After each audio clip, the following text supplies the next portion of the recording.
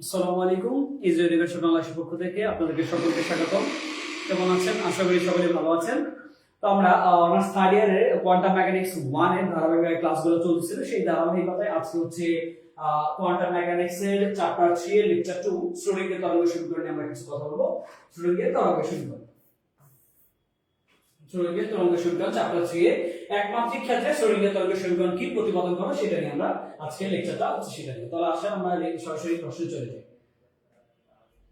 তো একমাত্রিক ক্ষেত্রে শ্রোডিঙ্গার তরঙ্গ সমীকরণ, শ্রোডিঙ্গার তরঙ্গ সমীকরণ সায়ের মাধ্যমে আমরা তরঙ্গ সমীকরণ কিরকম ফার্স্ট লেকচার আমরা দেখেছি, সেই জন্য সরাসরি আমরা ওই সাই নিয়ে কথা বলবো। আর সাই কিভাবে কি আসলে সেটা, অর্থাৎ সাই equal to a to the power kx - omega t, এটা আমরা ফার্স্ট লেকচার বলেছি। সো ওই লেকচারটা আপনারা আবার একটু দেখে নেবেন।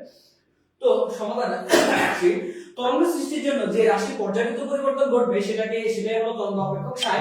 এখানে আমি এই সাইটা লিখে রাখছি, গ্রিক শব্দ সাই এই পাশে লিখে রাখছি, এটা শব্দটা কি, অর্থাৎ এটা কি বলা হয়, সাই বলা হয়। এটা আপনার প্রশ্ন লিখবেন না, এটা হচ্ছে আপনাদের মনে রাখার জন্য বা এইটা নামটা কি সেটা জানার জন্য। তো সাইয়ের সমগ্র অনুসারে আমরা লিখতে পারি সাই equal to a to the power i kx - omega t। এখানে a হচ্ছে বিস্তার, তরঙ্গের বিস্তার, আমরা জানি কি তরঙ্গের বিস্তার, এবং ওমেগাটা হচ্ছে কৌণিক কম্পাঙ্ক। কৌণিক কম্পাঙ্ক আবার ওমেগা সমান আমরা জানি এই ওমেগা সমান ছোট ক্লাসে আমরা পড়ে এসেছি 2 π f। টা হচ্ছে এখানে ফ্রিকোয়েন্সি বা কম্পাঙ্ক। এইখানে কৌণিক কম্পাঙ্কটাকে আমরা 2 π নিউ দ্বারা প্রকাশ করছি। এইটাকে বলা হয় নিউ, এটা হচ্ছে ওই ফ্রিকোয়েন্সি বা কম্পাঙ্ক 2 π নিউ।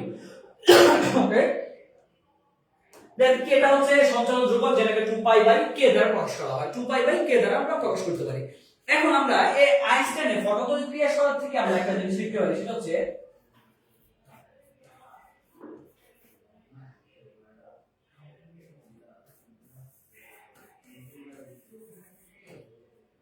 আইনস্টাইনের ফটোতড়িৎ ক্রিয়া সূত্র লিখতে পারি,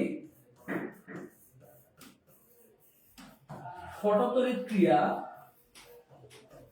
হতে পাই, আইনস্টাইনের ফটোতড়িৎ ক্রিয়া হতে আমরা পাই E ইকুয়াল টু h3। এটা ছিল আইনস্টাইনের ফটোতড়িৎ ক্রিয়া ইকুয়াল টু h3। h টা কম্পাঙ্ক, আমরা জানি h হচ্ছে প্লাঙ্কের ধ্রুবক। h টাকে আমরা লিখতে পারি, আর h কে আমরা 2 π দ্বারা ভাগ করলাম। তাহলে 2 π দ্বারা যদি এক্সট্রা ভাগ করে থাকি তাহলে 2 π দ্বারা গুণ করতে হবে, 2 π দ্বারা গুণ করলাম আর এখানে নিলাম নিউ। এই h/2 π আমরা আবার জানি h কাট সমান h/2 π, অর্থাৎ প্লাঙ্কের ধ্রুবকটাকে যদি আমরা প্লাঙ্কের ধ্রুবকটাকে যদি আমরা 2 π দ্বারা ভাগ করি তাহলে h কাট পাওয়া যায়। তাহলে এইখান থেকে আমরা এই h/2 π = h কাট লিখতে পারি। আর 2 π নিউ সমান ওমেগা কম্পাঙ্ক, কৌণিক কম্পাঙ্ক, যেটা আমরা আগে লিখছিলাম এটা এখানে। তাহলে এখান থেকে আমি লিখতে পারি ওমেগা = e/h কাট। ওকে, আবার ডি ব্রগলি তরঙ্গ দৈর্ঘ্যতে আমরা লিখতে পারি ডি ব্রগলি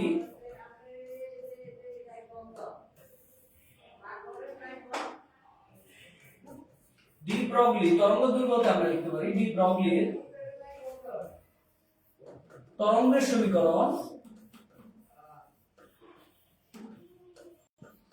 সমীকরণ হতে পাই ডি ব্রগলি তরঙ্গ সমীকরণ হতে আমরা লিখতে পারি, ডি ব্রগলি বলেছিল h equal to lambda equal to de Broglie তরঙ্গ সমীকরণ ল্যামডা ইকুয়াল টু তরঙ্গ দৈর্ঘ্য h/p। p টা হচ্ছে এখানে কৌণিক কম্পাঙ্ক, সরি p টা হচ্ছে ভরবেগ। h lambda equal to h/p, এটা বলেছিল ডি ব্রগলি তরঙ্গ সমীকরণ থেকে আমরা এটা জানি। বা এখান থেকে আমরা আরেকটা লিখতে পারি, বা p সমান h/λ। h কে আমরা 2 π দ্বারা ভাগ করে দিই, 2 π দ্বারা ভাগ করে 2 π দ্বারা ভাগ করে 2 π দ্বারা গুণ করতে হবে 2 π, আর এখানে ছিল 1/λ ওকে লিখলাম। h/2 π সমান h কা লিখতে পারি, আর 2 π এর উপরে চলে গেলে 2 π/λ রয়ে গেল। তো 2 π/λ ইকুয়াল টু কি আমরা যেটা আগে দেখেছি কে সঞ্চালন ধ্রুবক কে। তাই এখান থেকে আমি কি সমান লিখতে পারি p/h কাট লেখা যায়। এই k এর মান এবং আগের যে আমরা k এর মান ওমেগার মানটা পেয়েছি, এই k এর মান ওমেগার মানটা যদি আমরা এক নং সমীকরণে, এই যে আমরা যে সমীকরণটা লিখেছিলাম এখানে, এই এক নং সমীকরণে যদি বসায় দেই, এইখানে k আছে, এই যে সঞ্চালন ধ্রুবক k এবং ওমেগা কম্পাঙ্ক, এই দুটো মান যদি আমরা এই এক নং সমীকরণে বসায় দিই তাহলে আমরা পাই নতুন সমীকরণ পাই, সেটা হচ্ছে সাই equal to a to the power i। k সমান আমরা কি পেয়েছিলাম, দেখেন k সমান আমরা পেয়েছিলাম p/h কাট। তাহলে p/h কাট লিখতে পারি p/h কাট, এটার সাথে ছিল একটা x মাইনাস এরপর ছিল ওমেগা, ওমেগা সমান সমান আমরা কি পেয়েছিলাম, ওমেগা সমান সমান পেয়েছিলাম ই বাই এইচ কাট, লিখতে পারি ই বাই এইচ কাট, এটার সাথে ছিল টি। ওকে, তাহলে এই সমীকরণটা আমরা লিখতে পারি p by x h cut, এই সমীকরণটা আমরা ওই জাস্ট k এর মান এবং ওমেগার মানটা বসিয়ে আমরা এটা আসে। এখন এই সমীকরণটাকে আমি আবার ব্যাপককরণ করি ভাই, x এর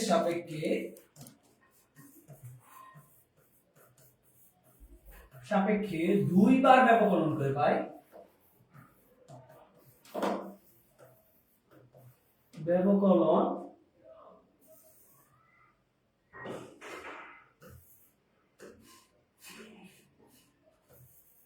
করে পাই। তো দুইবার ব্যবকরণ করে পাই, এটাকে দুইবার যদি ব্যবকরণ করি, ফার্স্ট টাইম ব্যবকরণ করলাম ডেল বাই ডেল ছাই x এর সাপেক্ষে, x লিখলাম। ওকে, এই এটা হচ্ছে ধ্রুবক, এ ধ্রুবক, এখন e to the power x, এটা কি e to the power x, তাহলে আমরা জানি d by dx e to the power x equal to e to the power x, তাহলে এইটা সমান সমান আমরা এটা লিখতে পারি e to the power x, তাহলে e to the power i into px by h cut minus e by h cut t, এটা লেখা যায়। বাট এটা কি x, এটা তো x না, এটা তো x না, যেটা x ধরছি এটা x, এটা হচ্ছে i into p by h cut x, আবার এটার সাথে আরেকটা টার্ম আছে। তো এই যে দ্বিতীয় টার্মটা দেখেন, আমি একটু শর্ট করে দেব বলতেছি, আমরা যেহেতু এই যে বড় এই ডিফারেনশিয়াল গুলো করে আসছি, ছোট ডিফারেনশিয়াল এটা, এই যে এই সেকেন্ড টার্মটাতে দেখেন এইখানে আমাদের কোনো ধরনের x নাই, x রিলেটেড টার্ম নাই, তাহলে এই টার্ম হিসেবে 0। এই x রিলেটেড টার্ম শুধু এইটা আছে, তার মানে ফার্স্ট এইটুকু অংশ আমাকে আবার ডিফারেনশিয়েট করতে হবে। তার মানে এখান থেকে আবার লিখতে পারি del by del x into i px by h cut, এইটুকু লাগে। তো এইখান থেকে আমি আবার কি লিখতে পারি, এখন দেখেন a to the power a into e to the power i px by h cut minus e by h cut into t, এইটা সমান সাই না, আমরা প্রথমে পেয়েছি, এইটুকু সমান সাই লিখে দিলাম, আমি সাই লিখে দিলাম। এই del by del x i into px by h cut, এটা যদি আমি ডিফারেনশিয়েট করি, তাহলে i into p by h cut ধ্রুবক, এটা বাইরে চলে যাবে, i into p by h cut ধ্রুবক, d বাই বা ডেল বাই ডেল x এর x করলে 1 আসে, তাহলে সেটা লিখলাম 1। তাহলে এখান থেকে আমি লিখতে পারি i p by h cut সাই, এটা লেখা যায় এটা। আবার এটাকে যদি আমরা দুইবার বলছি ইন্টিগ্রেশন করতে, তাহলে আবার এটাকে করলে del by del x into del psi by del x equal to এখান থেকে ডেল বাই ডেল x আর p by h cut psi, এইটুকু লেখা যায়। দেখেন আমরা ফার্স্ট টার্ম যেটা করছিলাম সেটা, এখন এটাকে আবার লেখা যায় এইটুকু অংশ।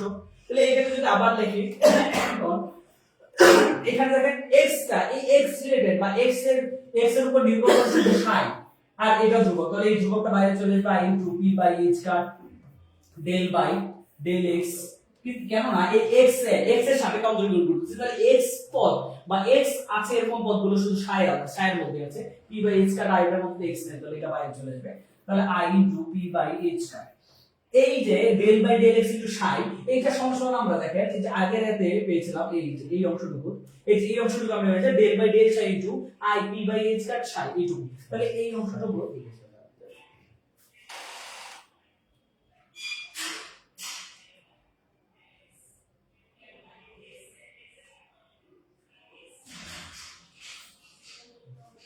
আচ্ছা, তাহলে del by del psi del by del psi by del x সমান i into p by h cut psi, এইটুকু অংশ পেয়েছিলাম। তাহলে এই অংশটুকু আমি যদি এখানে বসাই দিই, এই যে অংশ del psi by del x, এইটুকু বসাই দিলে তাহলে হয়ে যাবে i into p by h cut psi, এইটুকু সমান এই যে এইটার মানটাই হচ্ছে এটা। ওকে, দেন আমি এখান থেকে লিখতে পারি i square p square by h cut square into psi, লেখা যায় এটা এখানে লেখা যাচ্ছে del square psi by del x square, এটা লেখা যায়। দেন আমি এখান থেকে আবার লিখতে পারি del square psi by del x square equal to i square সমান -1 লিখলাম, -1 i স্কয়ার সমান -1 লেখা যায়, আর এখানে হচ্ছে p square by h cut square psi. Then আমি এখান থেকে লিখতে পারি p square h cut square minus এখানে সাই, তাহলে এখান থেকে p স্কয়ার সাই সমান লিখতে পারি, এটা যদি পাশে চলে যায় দেন আমরা হয়ে যাবে minus h cut square del psi by del x square এইটুকু h cut square del square by del x square. আবার a equal to psi equal to a into e to the power I ছিল হচ্ছে আমার সমীকরণটা ছিল e p by px by h কার minus e by h কার t। এই যে আবার এই সমীকরণকে t এর সাপেক্ষে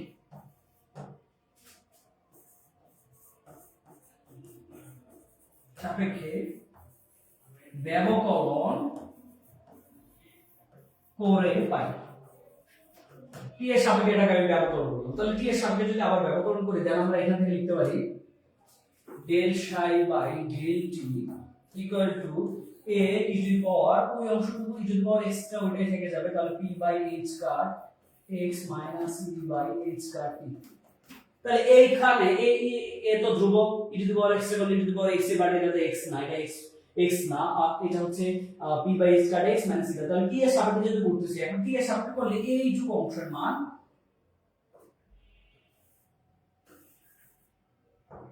এই যে এইটুকু অংশের মান 0 হয়ে যাবে।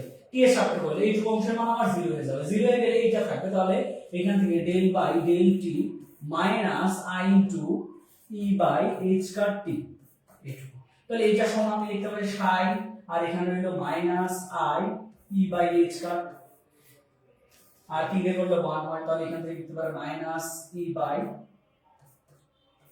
h কার psi del psi by del t।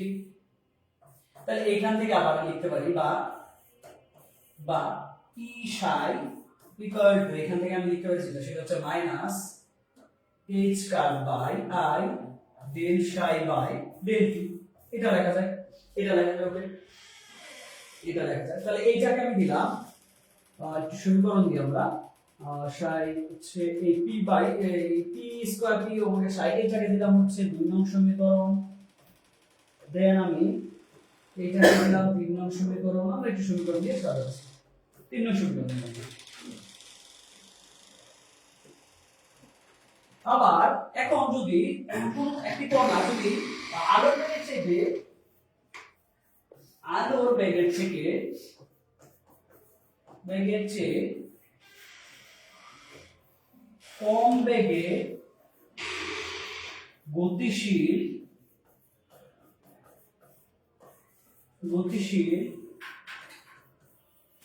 কণার ক্ষেত্রে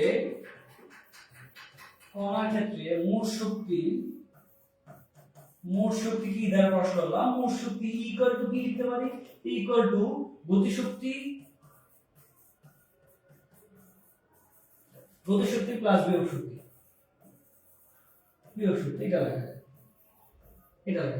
গতিশক্তিকে লেখা যায় হচ্ছে p স্কয়ার বাই 2m, আর বিয়োগ শক্তিকে আমি v দ্বারা প্রকাশ করলাম, capital letter v equal to, তাহলে এটা গতিশক্তি কিভাবে কাইনেটিক এনার্জি ইকুয়েশন সমান আমরা জানি half of m v square, kinetic energy সমান আমরা জানি half of m v square. তাহলে হাফ অফ m v স্কয়ারটাকে আবার লেখা যায়, এগুলো আমরা এই এসএসসি তে পড়েছি, m v হোল স্কয়ার, একটা m দ্বারা উপরে গুণ করলাম, নিচে একটা m দ্বারা ভাগ করে দিলাম, বাস। তাহলে এখান থেকে আমি এই m v এটা হচ্ছে ভর ইনটু ব্যাগের গুণফল, তাহলে এটাকে লেখা যায় p ভর বেগ p স্কয়ার বাই 2m। এই হচ্ছে গতিশক্তি e কে থেকে আমরা লিখতে পারি p square by 2m equal to v। এখন এটাকে আমরা উভয় পক্ষে সাই দ্বারা গুণ করে দিলাম,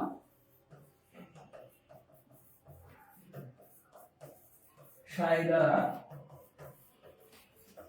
গুণ করে পাই, উভয় পক্ষে সাই দ্বারা গুণ করলাম, তাহলে থাকে e Sai equal to p square Sai 2m plus হচ্ছে v সাই। এখন এখান থেকে e সাই আর p স্কয়ার সাই আগে 2 নং এবং 3 নং সমীকরণে এগুলোর মান পেয়েছি, জাস্ট মানগুলো বসাই দেব, आंसर হয়ে গেছে, সলিউশন হয়ে গেছে, একদম ইজি।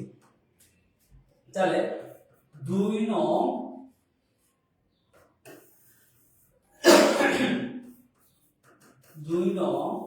ও 3 নং হতে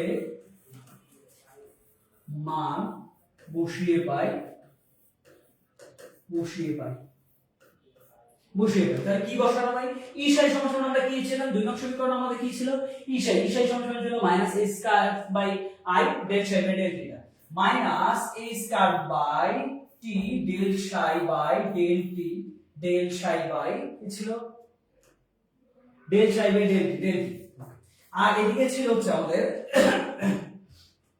3 নং সমীকরণটা কি ছিল, ই সাই এর মান এটা ছিল, আর একটা হচ্ছে পি সাই ছিল minus minus 8 star square by del psi by del x square, del square psi by, আর এখানে ছিল একটা আমাদের 2m একটা ছিল, যে 2m নিচে ছিল 2m এটা ছিল 2m প্লাস b সাই, এটা ছিল এটুকু অংশ আমরা লিখতে পারি।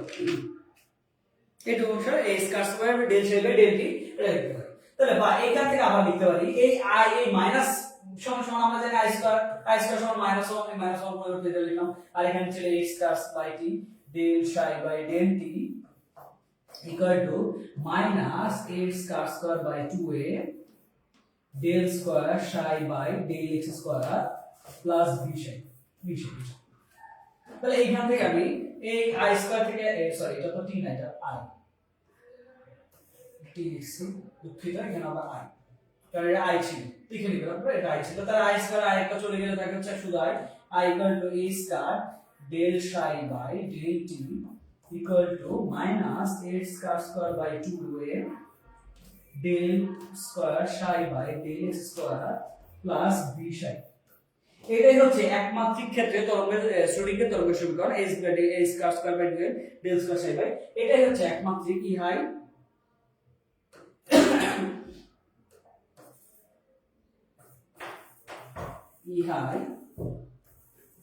একমাত্রিক ক্ষেত্রে শ্রোডিঙ্গার সমীকরণ, যেটা আমাদের সমীকরণ ছিল শ্রোডিঙ্গারের বা শ্রোডিঙ্গার সমীকরণ, এই হচ্ছে আমাদের आंसर সমীকরণ। নাই তাহলে এখান থেকে i equal to a square del psi by del t plus equal to a minus a square by 2m into del square psi by del x square plus b psi। এটা ছিল হচ্ছে একমাত্রিক ক্ষেত্রে আমাদের শ্রোডিঙ্গার সমীকরণ। এখন আমাদের আবার আছে দুই মাত্রিক বা তিন মাত্রিক ক্ষেত্রে শ্রোডিঙ্গার সমীকরণ আছে, ইনশাআল্লাহ নেক্সট ক্লাসে সেগুলো নিয়ে আলোচনা করব। আমরা আবার একটু রিভিউ করি জিনিসগুলো, যে আমরা কিভাবে দেখলাম জিনিসগুলো, মানে কিভাবে আসলো। দেখেন তো এই তরঙ্গ সমীকরণটা ছিল মূলত হচ্ছে psi equal to a to the power i k x square minus omega t। এটা আমরা ফার্স্ট লেকচারে আমরা দেখে আসছি যে এখানে k কি বা কিভাবে এই তরঙ্গ সমীকরণটা আসলো, আপনারা কাইন্ডলি একটু ফার্স্ট লেকচারটা আবার দেখে নেবেন। আর এখানে এটা হচ্ছে psi, তো এটা হচ্ছে তরঙ্গের বিস্তার আমরা জানি i k, আর k হচ্ছে এখানে সঞ্চালন ধ্রুবক, k হচ্ছে সঞ্চালন ধ্রুবক, ওমেগা হচ্ছে কৌণিক কম্পাঙ্ক, যেটাকে 2 পাই নিউ দ্বারা প্রকাশ করে, এখানে নিউ হচ্ছে কম্পাঙ্ক।